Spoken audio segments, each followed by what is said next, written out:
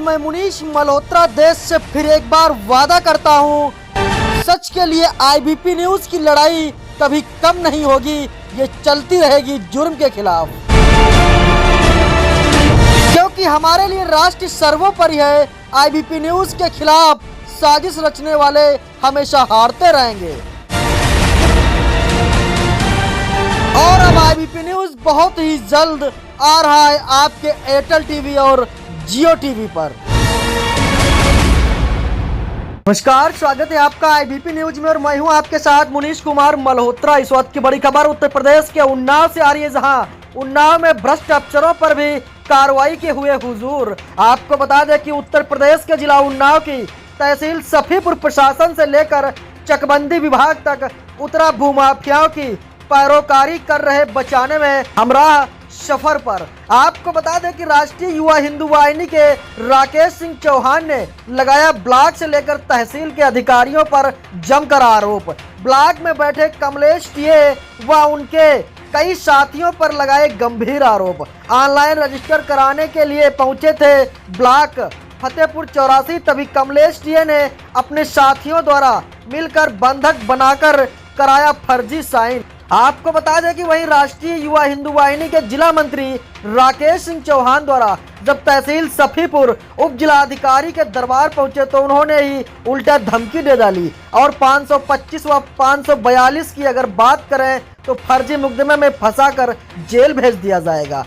अब जल्द राष्ट्रीय हिंदू वाहिनी के जिला मंत्री राकेश सिंह चौहान अपनी फरियाद लेकर पहुंचेंगे हुजूर उत्तर प्रदेश के सीएम योगी आदित्यनाथ के दरबार और लाएंगे इन भ्रष्ट अधिकारियों के खिलाफ गुहार। आपको बता दें ये बड़ी खबर है। अभी इस संबंध में मौजूद हमारे संवाददाता फोन लाइन पर जुड़ रहे हैं और पूरी जानकारी देंगे। शादाब, ये बताइए, जो आपके वहाँ सफीपुर में आज एक राष्ट्रीय हिंदू वाहिनी के जो जिला मंत्री राकेश चौहान इन्होंने आरोप लगाया है, तो ये क्या है पूरा मामला इसका? जी मल्होत्रा जी, मैं आपको बिल्कुल एक अवगत करा दूं कि इनका आरोप ये है कि अभी 4 तारीख में हाल ही तहसील दिवस में एक इन्होंने शिकायती पत्र जिलाधिकारी महोदय को दिया है, जिसमें इन्होंने ब्लॉक के टीए पर आरोप लगाते हुए ये कहा है कि कुछ मतलब गो कसी को लेकर और एक भूमाफिया 525 542 की सरकारी तालाब की भूमि है, जिस पर कई इमारतें बड़ी बड़ी बनी हुई हैं। तो ये कल इसी चीज को लेकर इन्होंने जो है टीए के खिलाफ जब बात की है तो ये ब्लॉक पहुंचे तो वहां से इनको जो है टीए व उनके कुछ साथियों द्वारा वहां बंधक बनाया गया है और बताया गया कि जब हमने यहाँ से उप जिलाधिकारी सफीपुर को फोन किया तो वहां पहुंचे तो उप जिलाधिकारी ने थोड़ी देर पहले हमसे बात की और टीए साहब से पूछा कि आपका क्या प्रकरण है, तो टीए साहब ने बताया कि मैंने इनसे 900 रुपए लिए हैं। उसके बाद वो बात खत्म न करते हुए उप जिलाधिकारी को यह बताया राकेश सिंह चौहान ने कि हमसे वो बात वहां पर छोड़ दी गई। हमसे कहा गया कि आप 525 व 542 की बात मत करिए, वरना तो आपको फर्जी मुकदमे में फंसाकर जेल भेज दिया जाएगा। लिहाजा इससे जो है कहीं ना कहीं पर गरीब असहाय का अंधविश्वास हटता जा रहा है।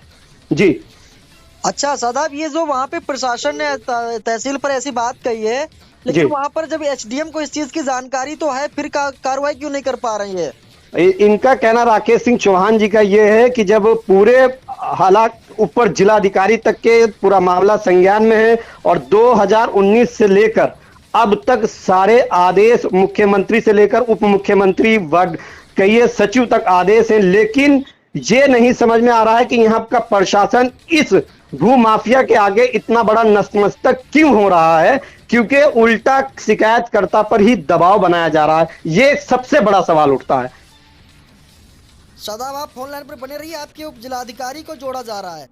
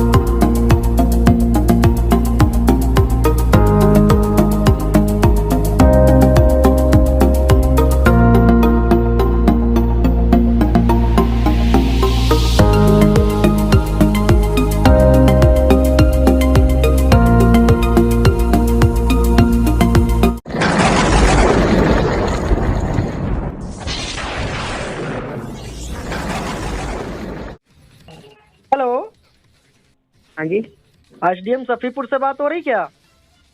जी जी नमस्कार, बताएं। ये नमस्कार, मैं Munish Malhotra IBP news studio से बात कर रहा हूँ।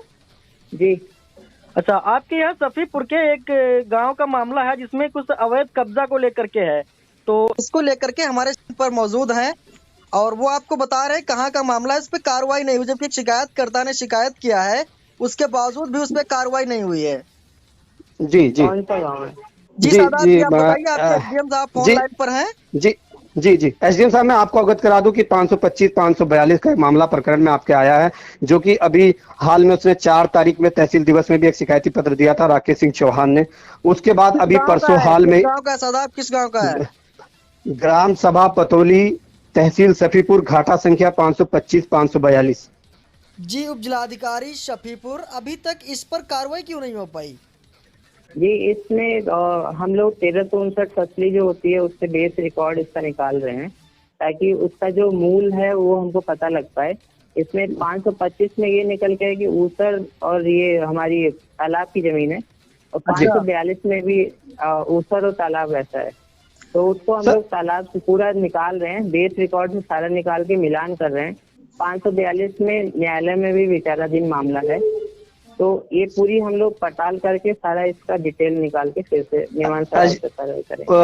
उप जिलाधिकारी साहब, अब मैं आपके संज्ञान में एक मामला डाल दूं कि ये बहुत चर्चित मामला है। 525 पर पहले भी मतलब जो है पैमाइश हो चुकी है, और उसमें आदेशों में कहा भी गया है कानूनगो के द्वारा भी और वैसे भी कि 525 पर जो इमारत बनी है और जो गेट लगा है वो 525 पर है, और जिसकी बार बार प्रशासन ये कहकर टाल देता है कि 542 में सिर्फ 4 बिस्वे तालाब है, जो कि वो अंदर है, उसकी बाउंड्री के अंदर बीचों बीच में है, जिसमें वो कई बार अपनी कहीं मंडी का निर्माण करता है, कहीं कुछ करता है। लेकिन आदेश उस पर मुख्यमंत्री से लेकर उप मुख्यमंत्री से लेकर सचिव तक लेकर जिला अधिकारी के भी हैं, आप लोगों की भी हस्तक्षेप है, लेकिन अभी तक कोई कार्रवाई नहीं होती है। लेकिन जब परसों एक पीड़ित आपके पास पहुंचता है तो आपके द्वारा कहा गया है कि आप 525 542 की बात मत करिए, नहीं तो आपको फर्जी मुकदमे में फंसा दिया जाएगा। तो सर, क्या आपने इस तरीके की कोई बात करी? नहीं, ये पूरी गलत है। ये जो भी बताया गया वो गलत चीज है। मैंने इसमें यही कहा था कि मैं पूरे उसको गहनता से दिखवा रहा हूँ ताकि आवश्यक विधिक कार्रवाई मैं करवा पाऊँ। और जो ये बताया है कि इसमें फर्जी तरीके से ये एलिगेशन लगाए जाते हैं जो कि बेसलेस ही हैं, सर, मैं इसमें पूरा संज्ञान में इसमें जो भी नियमानुसार आवश्यक कार्रवाई होगी वो पूरी कराई जाएगी सर। अच्छा उपजिलाधिकारी जी, मैं इस चीज को जानकारी आपसे लेना चाह रहा हूँ। जैसे मान लीजिए शिकायतकर्ता ने शिकायत अब की है और आप तो वहाँ पे तैनात होते हैं, उसके बावजूद भी ये कैसे हो गया कि 525 और 542 पर 525 पे बड़ी बड़ी इमारतें कैसे बन गई, जबकि सरकारी जमीन होने के बावजूद? मुझे आए हुए अभी 2 महीने हुए हैं इसके। ये शायद मामला काफी पुराना है, तो मैं इसको गहनता से ही देख रहा हूँ ताकि इसमें आवश्यक विधिक कार्रवाई की जा सके। अच्छा जिलाधिकारी जी, एक चीज आपसे जानकारी चाहेंगे हम कि उम्मीद करते हैं कि कब तक इस पर आप कार्रवाई कर सकते हैं, करेंगे कार्रवाई? इसमें जो भी विधिक होगा वो हम पूरी करवाएंगे, क्योंकि बेस रिकॉर्ड मैंने सारा खंगालने के लिए बोला है। थोड़े पट्टेदार भी हैं, उनकी कितनी उनको इसमें दी गई है वो सब कुछ मिलान करते हुए 7 पट्टेदार हैं सर जी। हाँ, तो वो सारे लोगों का नाम और उनका कितना घाटा कितना मिला हुआ है उनको, और वो लोग काबिज हैं कि नहीं, अगर उन्होंने बैनामा किया है, किसको किया है, कहाँ कब बेचा है, तो ये सारी डिटेल निकालने के बाद ही इसमें सही से कार्रवाई की जा पाएगी। अच्छा उप जिलाधिकारी जी, ये चीज बताइएगा, अगर इस चीज को आप खंगालते हैं और इसमें दोषियों के नाम निकलते हैं तो उस पर आप कार्रवाई क्या करेंगे फिर? जी उसमें विधिक कार्रवाई की जाएगी। अगर कोई दोषी पाया जाता है तो उसके खिलाफ कार्रवाई की जाएगी। ओके, थैंक यू जी। साहब जी जी, क्या बताना चाहेंगे अब इस पे आप लास्ट टाइम में? देखिए सर, सबसे बड़ा प्रकरण यही है कि सबसे बड़ी बात तो ये हो जाती है कि शासन से लेकर प्रशासन तक जब आला कमान को ये पता है कि 525 542 बड़ा चर्चित मामला है, लेकिन कहीं ना कहीं पर ये कोर्ट विचाराधीन ये सब बताकर पल्ला झाड़ते नजर आते हैं, तो कहीं ना कहीं ऐसा नहीं लगता है कि प्रशासन ही कहीं ना कहीं पर संलिप्तता देखने को मिल रही है। और दूसरी सवाल ये भी उठता है कि जब कोई गरीब असहाय या कोई कहिए बेचारा माजूर जब किसी की कोई शिकायत लेकर पहुंचता है, तो बजाय कार्रवाई करने के अगर उसको उसकी चौखट पर न्याय न मिला और निराश आकर आया, तो क्या कोई शिकायतकर्ता अपनी शिकायत कर पाएगा? जैसे कि अभी उसने लिखित में भी दिया है कि मुझे वहां भी धमकाया गया, वहां भी धमकाया गया। तो ऐसा तो कहीं नहीं होता कि अगर कोई एप्लीकेशन अपने आप लगा दे। ये भी अपने आप में एक बहुत बड़ा सवाल उठता है, क्योंकि भूमाफिया को कहीं ना कहीं पर नेताओं से लेकर और इन अधिकारियों का या कहिए लेखपालों का या किसी न किसी का संरक्षण कहीं ना कहीं पर प्राप्त होता दिख रहा है।